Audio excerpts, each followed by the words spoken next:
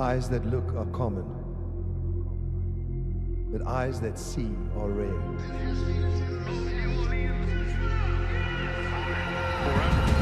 Surely the Lord does nothing unless he reveals his secrets to his servants, the prophets.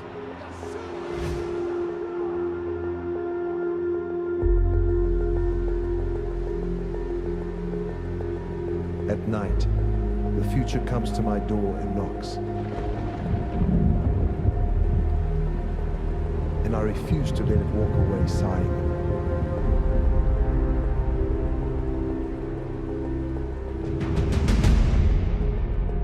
I carry the future. I breathe the air of inspiration. I'm nourished by the spirit of the future.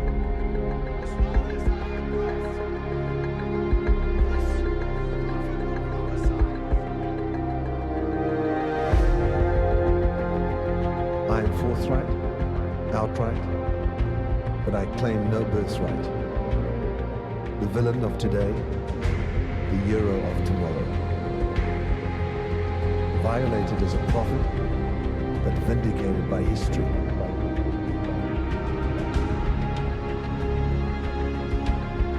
I am a unique copy of an ancient gift.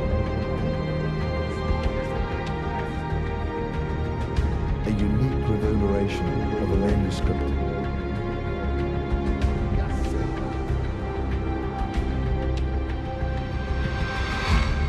I am a prophet. On this week's Prophetic Rewind. Who are the most persecuted in the church throughout history? The prophets. Why? Because the prophets were able to open the heaven by creativity, by creative truth.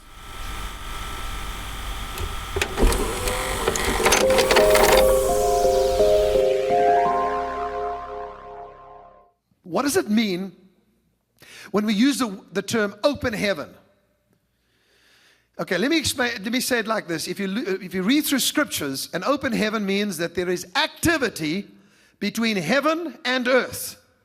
So for those non-religious folks, which is us, or for those that are unlearned in the expressions of the kingdom, then let me explain to you, when we say the heavens are open, it means that there is a prophetic presence. Why do I say that? Because in the days of Eli, who was the high priest in Israel, he was a wicked high priest. His sons were wicked. And what happened was, his sons caused the whole of Israel to sin. It's bad enough if you cause a human being to sin, or you cause others to sin. But when you cause the entire nation of Israel or the people of God to sin, that's when the punishment of God comes. And one of the punishments was that there was a closed heaven. The sons of Eli would take the offering that was given for redemption by the people. They'd come and they'd bring the offering, and the sons of Eli would consume the offering for themselves, which was wicked. And it says, and because of the actions, they caused Israel to sin. By what? By causing Israel to despise the offering, thereby losing rescue or redemption. Now, I'm not going to speak on that today because you've heard me say that. But what am I getting to? It says in 1 Samuel that in those days there was no widespread revelation. I'll find it in a minute. It says there was no widespread revelation, and another interpretation of it says there was no open heaven. So in those days, there was no widespread revelation. Another word for it is prophetic revelation was not present. And as a result of prophetic revelation not being present, the heavens were shut. And as a result of it, there was no blessing on Israel until God sent Samuel, who was one of the greatest prophets ever. And as a result of the presence of Samuel, God began to open up the heavens by removing Eli and the sons of Eli, and then God began to speak and chose and found a young boy by the name of David who would bring forth Messiah, who would bring forth Christ one day. That is as a result of prophetic presence coming into Israel when it had no widespread prophetic revelation. Now, for you to understand that is very important, because who are the most persecuted in the church throughout history? The prophets. Why? Because the prophets were able to open the heaven by creativity, by creative truth. Truth from the womb. They would speak the mind of God, where He would say, I want you to do this now. And when the people obeyed, God loved the obedience, opened the heaven, and as a result of it, there was activity between heaven and God and man. Between heaven and earth, and between God and man. That's all it means. It means there's a blessing for you. Now, I want you to stop for a minute and think about this. You may be saying, but Kim, my life sucks. There's nothing great about it. Everything around me is wicked. How can there be an open heaven? Okay, it means activity between heaven and earth. In the case of Noah, you know Noah, who built the ark. The open heaven there, it spoke about rain in abundance and also cleansing and judgment. We are hearing constantly from different prophets and people that God is judging America, judging America, judging America. Hold on. Why am I seeing an open heaven? An open heaven means that there is a rain of abundance, but also cleansing and judgment. Why would there only be cleansing and judgment? Isaiah 45 verse 8 says this. And I want to say it to you because today I'm going to show you how you can start it. What? The heavens, open heavens, affecting your life, your future, your decisions, your industry, your artistry. I go with your creativity. This is what Isaiah 45:8 says. Rain down, you heavens from above, and let the skies pour down righteousness. In other words, if there's an open heaven, there is a chance of righteousness. Let the earth open and let them bring forth salvation. If there is an open heaven, there is a chance of salvation in a massive scale. And let the righteousness spring up together. The Lord, God, have created it. I'm going to go through scriptures and teach you. Just give me 10 minutes. Ezekiel chapter 1 verse 1. And I'm going to make a point of this. Because we hear about recession. We hear news from hell every day through all the networks. And here you are going to hear what God is doing and what is open for us, or what opportunities there are for us at this moment. What is God saying to us? Because whatever they're telling you on the news is not what God's doing for us. We're a different entity altogether. We are the blood-bought, blood-washed princes of the royal blood. Think about it. So, now, with having said that to you, and I'm in a preachy mood, as you can see. Ezekiel 1:1. Now it came to pass in the 30th year, in the 4th month, on the 5th day of the month. Kim, why is that important? On a specific day, something happened. On a specific day, as I was among the captives. I have to stand a little bit. He didn't say, as I was among the free. He didn't say, as I was among the praising Christians.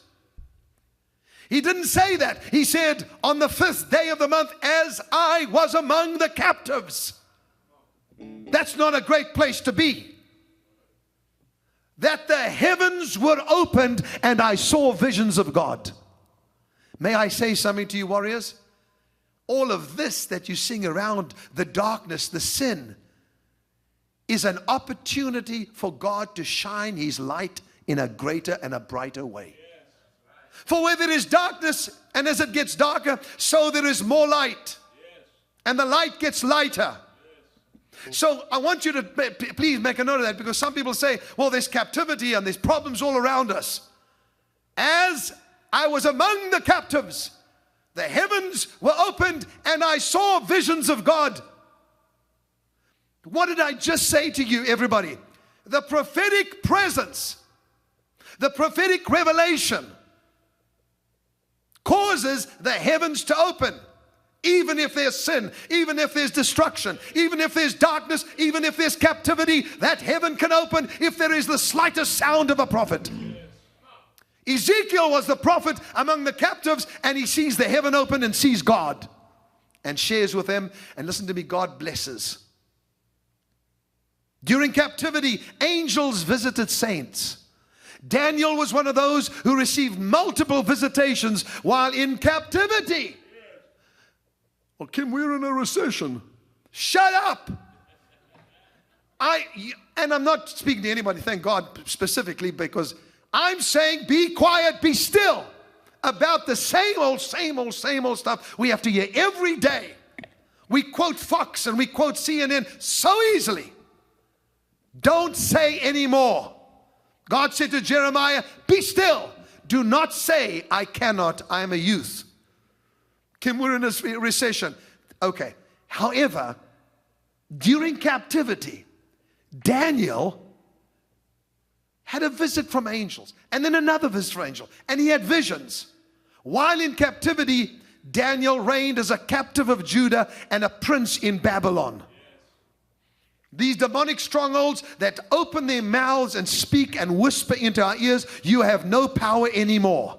Not with these people. The people that are watching me have now decided they will listen to one thing and one thing only, and that is the word of the Lord. You shut your mouth, we will not listen to you anymore. What is God saying and what is He proclaiming during a time of captivity? Amongst the captives, what is God saying to Daniel? Daniel, oh greatly beloved, God has heard your prayer. And because you fasted and because you prayed, the angel that has been fighting has overcome the prince of Persia. And because of your prayers, he is going to go to the prince of Greece and overcome him as well. How about that? For those that know the Bible, you've got to realize something. Daniel was taken in captivity, emasculated, so that he would not have a future, and reigned in Babylon as a prince, a ruler next to the king. Do you know why he did? He set his face towards Jerusalem 3 times a day and did what? Can anybody tell me? He prayed, but what did he do in his prayer? Gave thanks. Said thank you. You know, Tom Ingalls was here and he was preaching and he was talking about Thanksgiving, and people say, I have nothing to thank God about. He said, do you have salvation? And they said, yes. He said, thank God for your salvation. Everybody has a reason to give God thanks. If you're breathing today, you have a reason to give God thanks. I'm sharing this with you because I want you to realize that this spiritual word that has come to us must be activated by you personally. He gave thanks 3 times a day. And he was thrown into a lion's den because of that. Jesus descended from heaven during one of the most oppressed times while the Jews suffered under the oppressive hand of Rome. And there he appears. Did he wait for the red carpet? No. Jesus came at one of the most oppressive times in the Jewish history because they were suffering under the oppressive hand of Rome. And Jesus came. The heavens opened, descended down the starry steps of heaven, was born through a virgin, and came to us in the most troublesome time in history. Do you really think God is going to set a beautiful environment for us before He comes? Do you know what He's looking for? Thank you. I love you. Thank you. I worship you. And He gets drawn. What else is He drawn to? Prophetic word. In other words, the prophetic presence in your life, in your prayer, in your praise, in your attitude, in your outlook, in your treatment of others, in your treatment of your family. Are you being prophetic? In other words, don't look at the problems that are happening now. Look at that child that's giving you trouble and say, I'm not looking at you now, I'm looking at you then. Come on, somebody, say something. I mean, isn't that the truth? If you don't give your child that chance and say, you're out, you're never going to make it. But I will never do that to my children. And I won't do it to my spiritual children. Because I know that if I can see beyond their now, their circumstances, and pull out something that God has designed for them that has not yet appeared and speak it to them, it will come to pass. Who else, Kim? Stephen in the New Testament preached a hot sermon, so hot that they stoned him. While Stephen was being stoned by religious bigots and dying, he had a theophany. Hold on, Kim. That's not supposed to happen when you die. My father-in-law had a theophany while he was dying. I want you to know there's nothing that can stop the hand of God from moving. And let's stop saying it over and over. How can God move in a recession? How can God move while there's a corruption in the White House or in the IRS? Who cares? That'll be dealt with. You pray. But what you must never stop doing is seeing with a prophetic eye and realizing these circumstances will not stop God from opening up the heaven and causing activity to take place for us. While Stephen is being stoned by religious bigots and dying, he has a theophany, a celestial moment. Big fat stones breaking his bones. He's dying on the ground bleeding, and a man by the name of Saul of Tarsus is standing alongside ready to gather his clothes. Little did he know that same open heaven would affect that man, that wicked man by the name of Saul, who would one day fall on the ground and have a theophany of his own where he'd be blinded and he'd say, Lord, who are you? And he'd say, I'm Jesus whom you're persecuting. Saul became one of the greatest apostles ever to walk on the face of the earth, who wrote 3/4 of the New Testament, because there was an open heaven when a man was dying. And that man, Stephen, said these words, look, I see the heavens opened and the Son of Man standing at the right hand of God.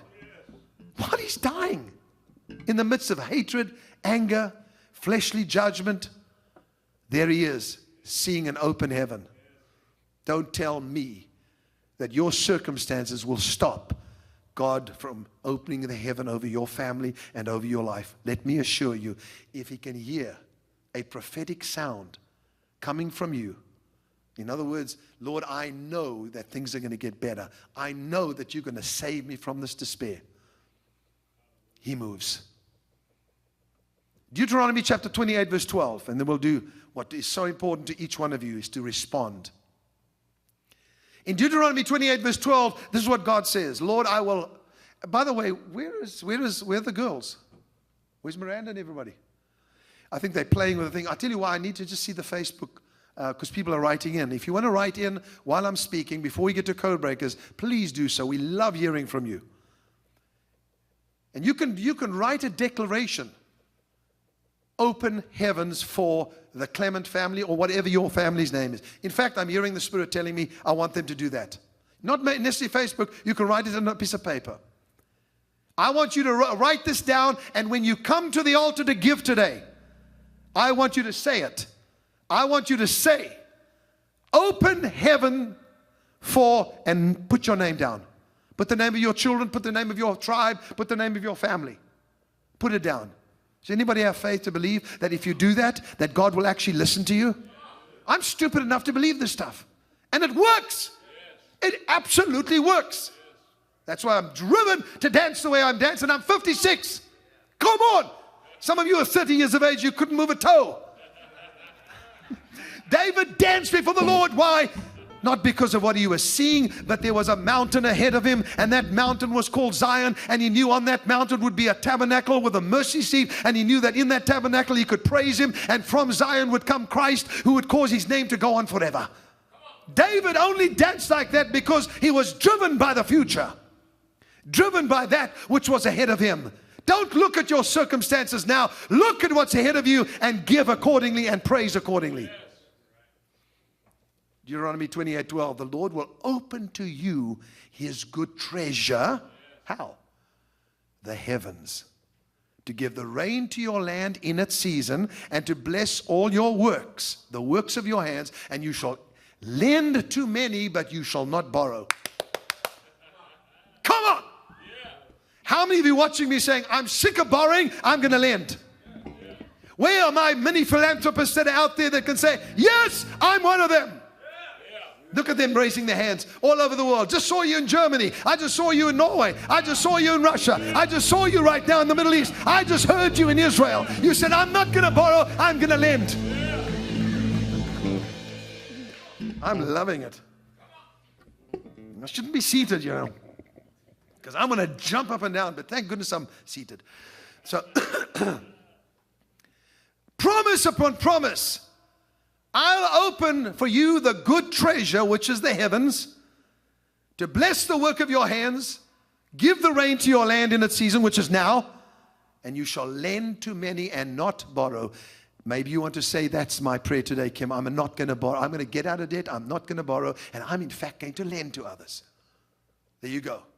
I got an amen here. And it's going to happen. Because people, we do this all the time. We're so silly, okay?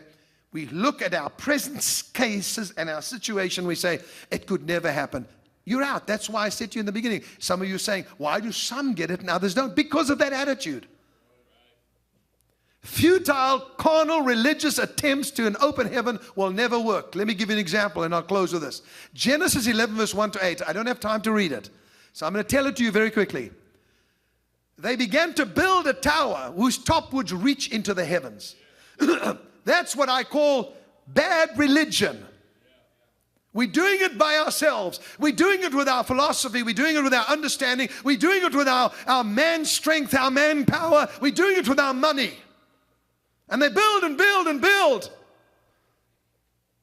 They're working hard to do what? Get something that can be given to them by simply being prophetic, praising, thanking, and doing what is right. The Lord sees and hears what's going on down there, and in Genesis 11 says he came down to see what the sons of men were doing. And they said to one another, and this was the evaluation of the situation, their hearts are one. They have one mind. They are in total agreement to build this tower and not spread throughout the earth as I told Adam to. And so they're going upwards, and which most Christians do. They don't want to spread out and take occupation of what is rightfully theirs, the earth. But they start building upwards. I want to go home. I want to be with the Lord. I want to walk golden streets. You want golden streets there? I want golden streets here. Why? Because I can help a poor child in China.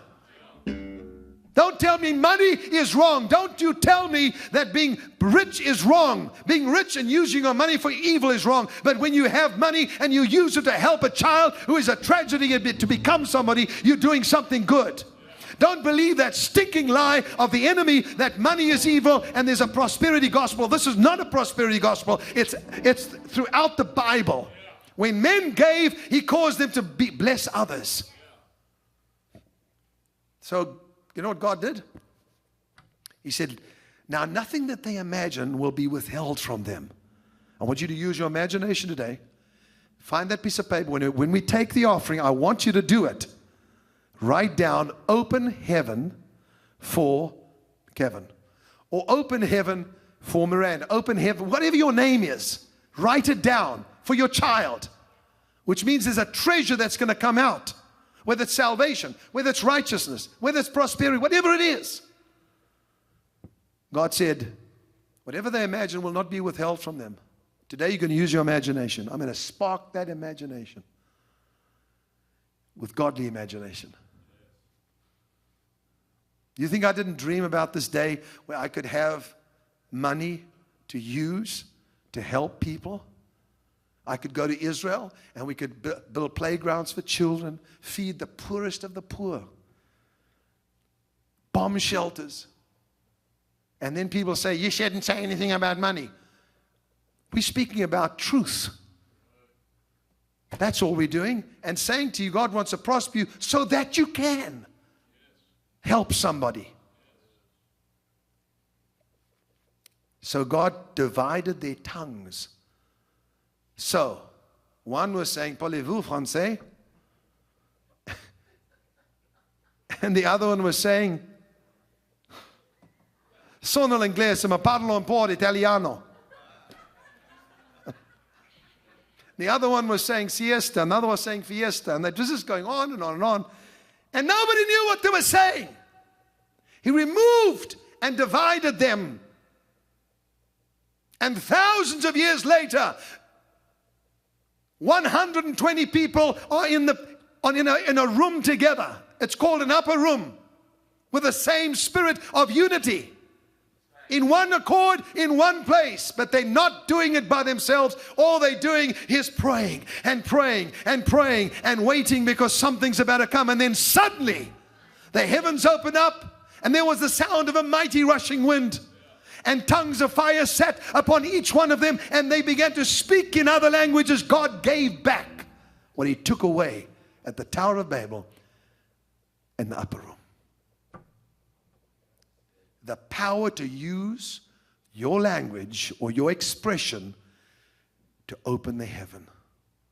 People, that's good stuff. And I hope that they're writing in. It filled the whole house where they were. Let's move on. Let's move on. You know what happened? God found unity from them. There was a prophetic spirit. Suddenly will always take place when there is unity with man and God. Did you hear what I said? Your suddenly moment, even maybe least expected, there it is. I'm just reading here. Somebody said, you know, I felt moved to give, and I just got a note saying that my car was paid off. Suddenly. It's very important that you understand that God wants to restore. So what must I do to ensure an open heaven? I'll give you my last scripture, and then I'm going to let you do it. And some of you may be saying, I've heard this one before. It's the Bible. And I'm going to give you a way out. Because we are not under law, we're under New Testament, which is grace. Malachi 3 verse 10. Every person, listen to me. He says, bring all the tithes into the storehouse that there may be food in my house. Okay, good. What does food mean? So we can help others. And that's what this house is doing. Okay? And try me. Now we're dealing with something very dangerous here. God says, try me. Come. In this, if I will not open the windows of heaven and pour out for you such a blessing that there will be not enough for you to receive it. Listen to me. I know everybody loves a good message. This is not about a good message. It's about a prophetic voice saying to you, I was among the captives, and on the 5th day, suddenly the heavens were opened and I saw visions of God. Think about that. And you're saying, well, Kim, I don't have tithes to give. What I love about God is He is not legalistic. You can give 1%, 2%, and say, God, I'm starting here. I want everybody watching me, please note this now. I want you to have an open heaven. One of the ways, of course, I've taught you many, giving thanks. We did that in abundance. You saw me behaving like a buffoon called crazy praise. Because I love it. And He loves it. He even says, I'll rejoice over you with joy. That means twirling around under violent emotion. That's what that word means. God doing that over us. I want an open heaven that'll bring forth salvation, treasures, rain in its season, bless the work of your hands. And one of the ways, and one of the most important ways, is to bring the tithe to the storehouse. Now let's stop there. Take the word tithe out. I'm not saying you mustn't tithe at all. In fact, we give more than 10%. You're not in that position, but you're in the position to give something. Start now, and those that faithfully give, thank you. Today you're going to come again and hear what God says, and then for a few seconds I'm going to pray and ask God to breathe on your imagination. It's going to be a very special moment that you may see some of the things that are going to happen with your children, with your marriage, with your future, with your business, your work of your hands. And once you see it, it begins to happen. Let's get all that garbage out of your imagination now. Close your eyes, just so you can concentrate. Every person watching me all over the world, close your eyes and say this with me. Open heaven. Say it again. Open heaven. I invite you. I invite the treasures of God from heaven to earth, from God's hand to my hand. Open heaven for me. Now, you may have written it down, or you can just say it. Say your name. Everybody do it, please. Open heaven for... Come on, Charlie, say it. Shout it out. Say it. Jordan. For who? There we go. When he said that, I felt something happening in the spirit. On the verge. We are on the verge. So many of us have held back and said we just don't know. We're not sure. I'm telling you, your action causes an action from God. Now, Lord, I'm praying. I want every person to do it. Even if you've done it, say it again. Open heaven for. I'm going to say my name, Clement. Open heaven for Clement. Open heaven for Brian. Open heaven for that little boy, that you'd bring him, Lord, and save him and show the people your salvation. Open heaven for Kimberlyn, who has a rare heart disease. I know how to do it. You do it now. It's a great, great anointing here. There's a powerful presence of God. He can do it. Now, what I want you to do is, as you pray that prayer, I want you to say this. I want to give to you whatever you want me to.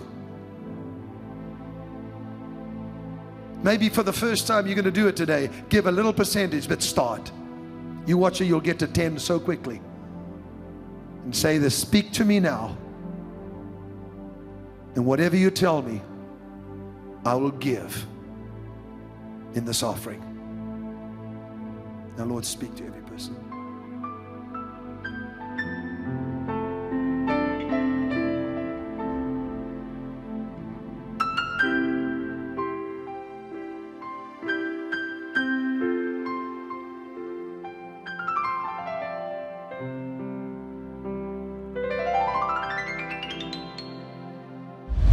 Lord, I pray, breathe upon the imaginations of your people, their heart. And let them begin now to see that which they want, that which they prayed for, unfolding before them. The salvation of family, or prosperity in a business, or whatever. Breathe upon them. Let them start seeing it. Logismos. Thank you. Amen. You know what I love about the prophetic is you get so close to the heart of God. You hear His mind, His thoughts, what He plans to do. You know, you need this on a regular basis. And there are millions of viewers all over the world that experience this twice a week, sometimes even more, at my den. And you can experience it as well. I would love to have you there. All you got to do is go to kim.tv. We have so much. We have worship. We have songs that come from the heart of God, prophetic words about things that have not happened yet. That's what we say to the people, welcome to the future. And I want you to experience that. I look forward to seeing you there.